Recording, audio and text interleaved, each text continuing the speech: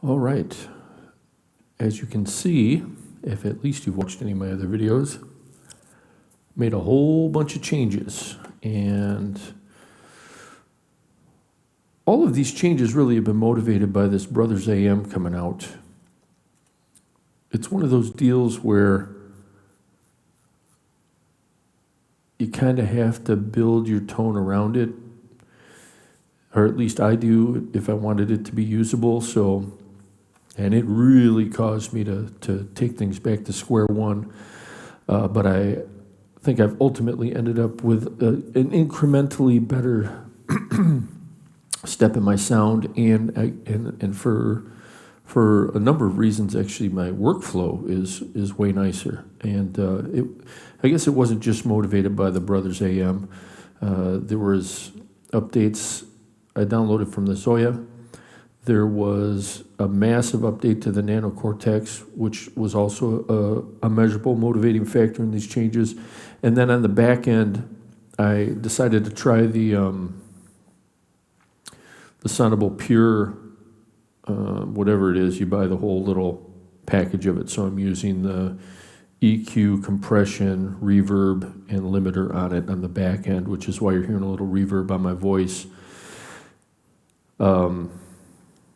And then the other big change, as I'm sure you may or may not be noticing here, is the SSL6 is gone, and I've brought my little Mackie mixer out using the effects sends. Really, because I can use compression here, I've got compression as an effect here, and I can use compression on the back end. The main reason I bought the SSL6 in the first place was to use the channel strips. And I did, and in all honesty, it takes it to a next level, but I'm not tracking anymore. I'm only doing these little live impromptu improvised things.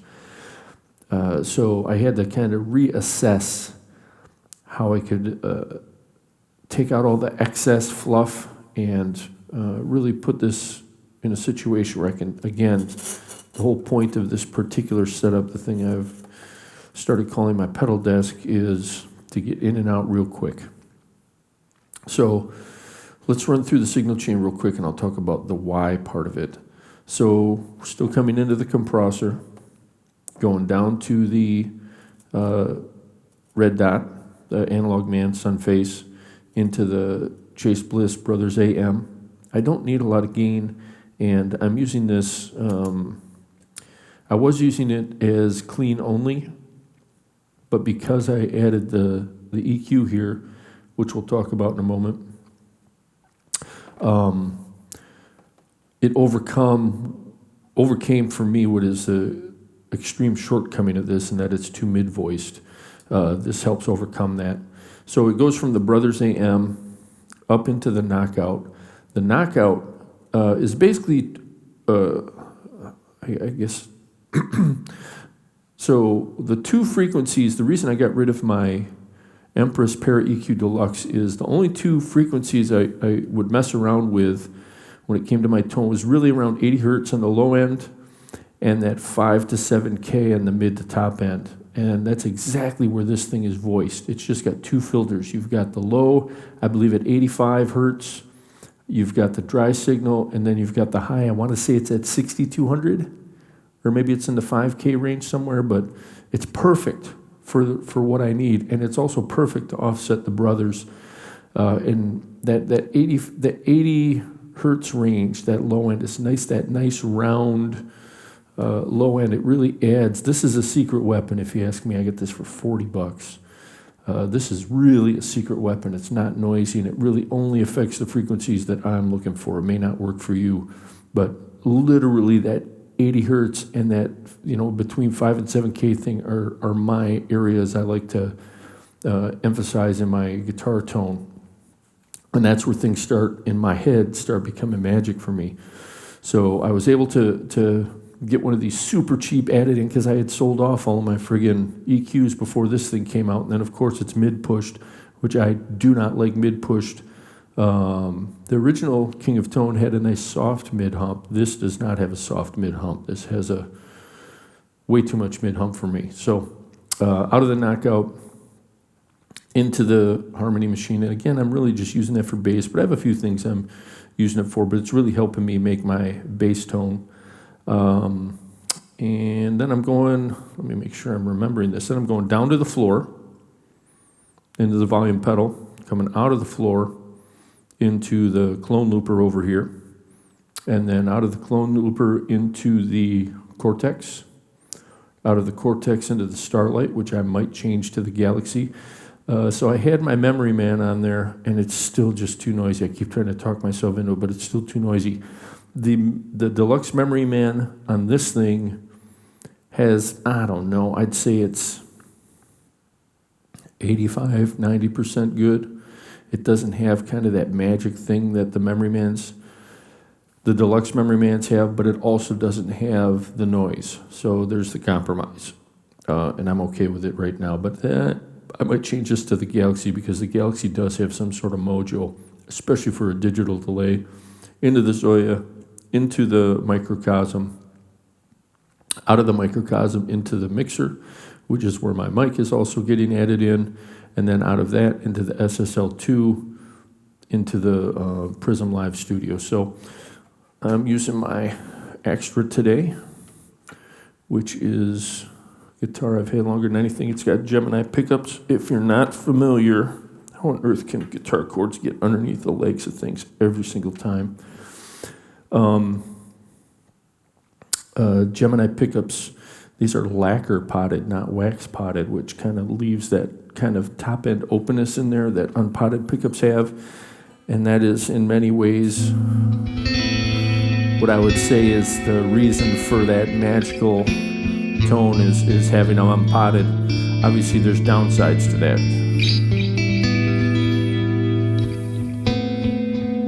Okay, so obviously you're hearing delays. So in the Nano Cortex right now, I have what they call the circular delay.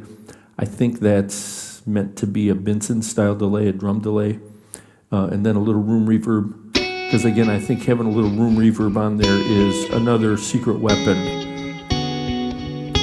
Having the right frequencies that work for you and having a little room reverb are what I would consider to be the secret weapon. Okay, so let's talk about the knockout for a minute.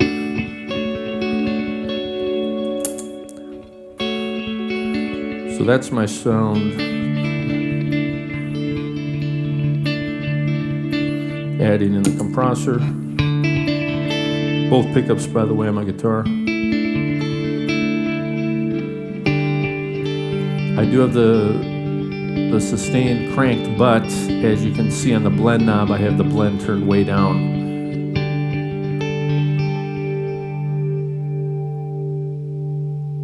Just enough of that sustain. Okay, so no problems with that sound, to be honest. That's an okay sound. But you want to bring some life into it, something like that. And again, these are the frequencies that I like leaning into. So you may have different preferences, but again, this I want to say the shelf on the low end is 85 hertz, and on the top end it's 6.2K. Here we go.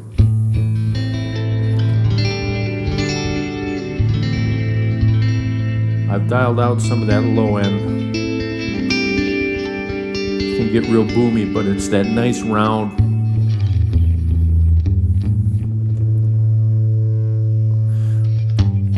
That's the Starlight's approximation of how a Deluxe Memory Man will respond.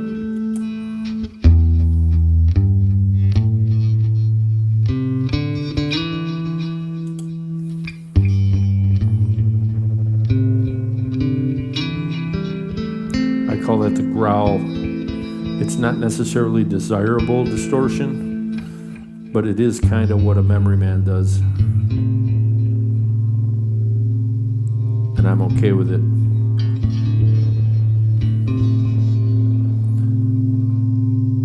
If you ride on the edge of it, it's usually doable.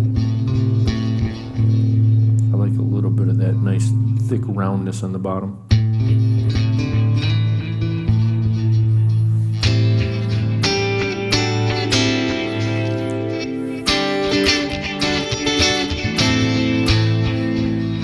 So that I'm using my clean sound because I want to try using the Brothers as a little bit of gain stacking.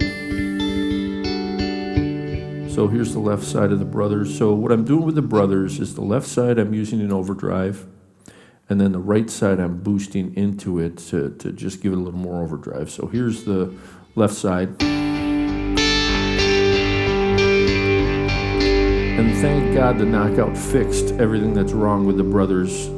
I'm joking about this. There's so many people who love that in the mix, mid-push sound. I do not. So forgive me, I'm not knocking it. The Brothers sounds better than the King of Tone. And I'll say it again, the Brothers sounds better than the King of Tone, but I hate that mid-push. So thank God my $40 pedal fixed it.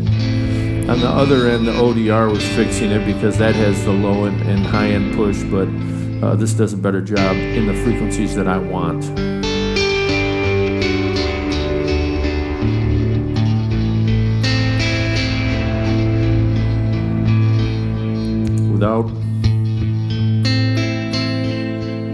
Without the knockout. Again, I'm all right with that sound, to be honest, but you throw this in, that's unbalanced to me. I'm losing low end and I'm gaining mids for no reason, really. Again, in my setting, I have no need to find a slot in the frequency range for a mix. So we bring that back in. Probably bring a little more of that low end.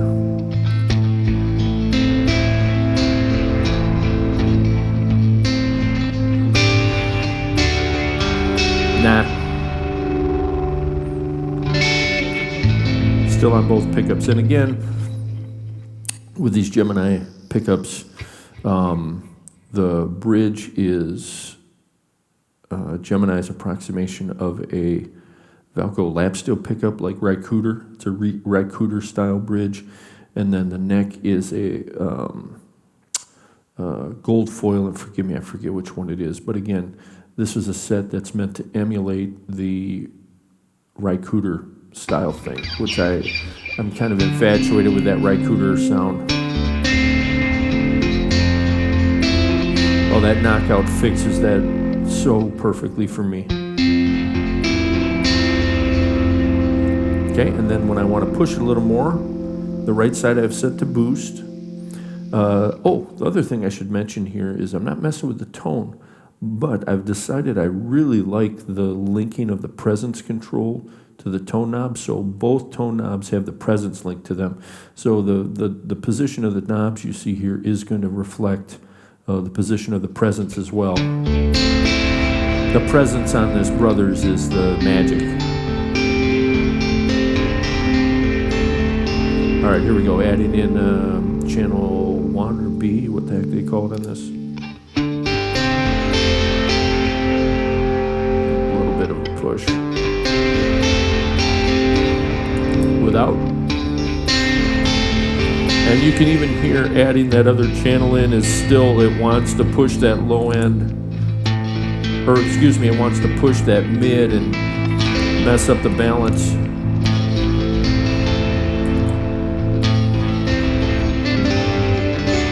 But it does add some harmonic complexity.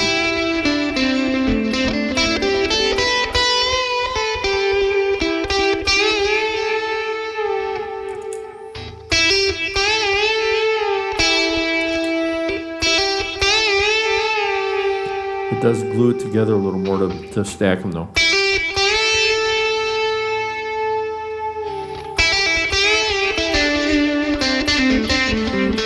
So if I got some busy, ambient ridiculousness going on in the background, I think that'll be plenty sufficient to cut through. If it's not, this is again another one of those things I'm finding this Brothers AM is stellar for, and that's stacking it with a fuzz.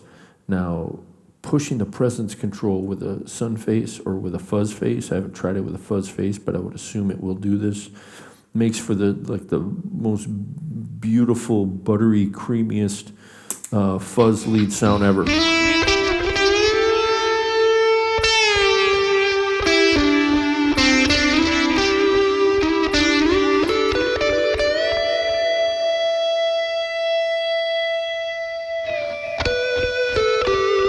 Mind you, this is single coils on a Telly style guitar.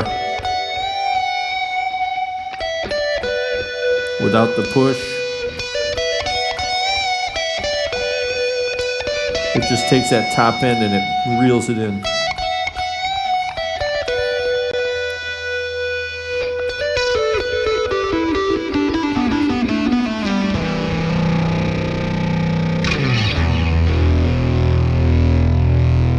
Roll it off a little. By the way, I'm still on both pickups.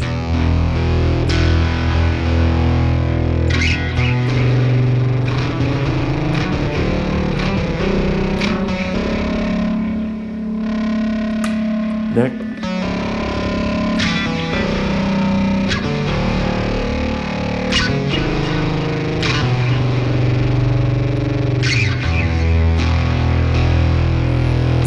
Yeah, thankfully I don't do that typically with my fuzz because it does not sound very good. I was just trying to see if I could make that work. But for leads like this,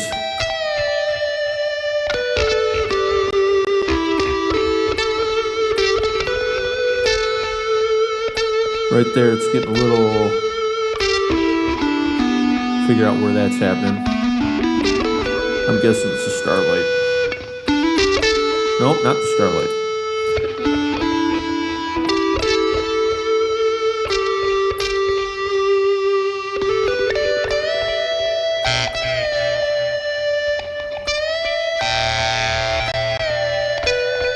Overloading something.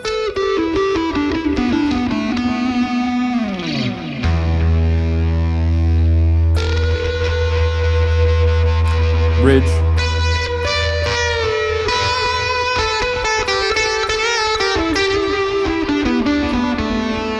And there is a little, I have a shallow phaser going on the Zoya here.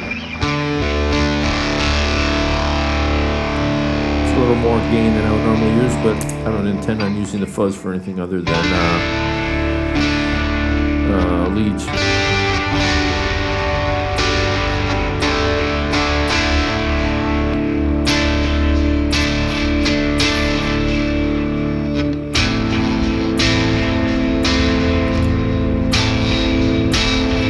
Got a couple flavors, real quick and easy to get at there. It's a little warmer, a little more for, you know, a layer. This sticks out a little more.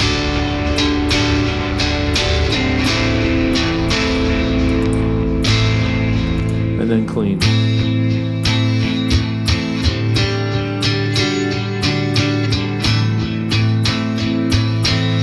Without the knockout.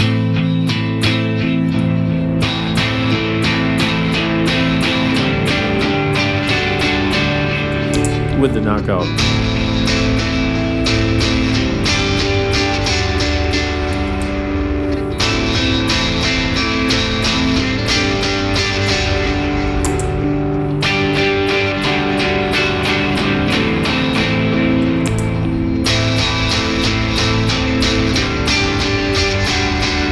Again, that's just where I like the guitar to sit.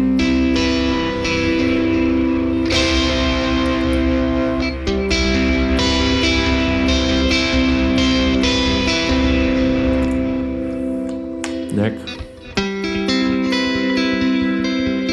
Okay, and then this is what I'm doing with the, again, that knockout just makes it nice and round and low.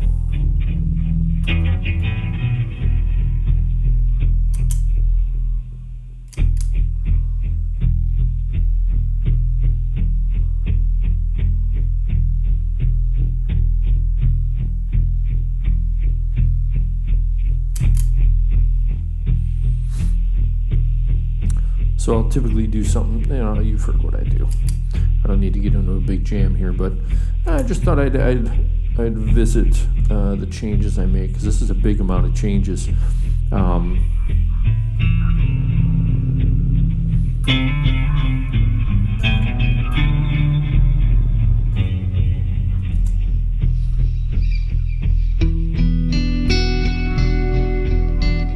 do a quick jam.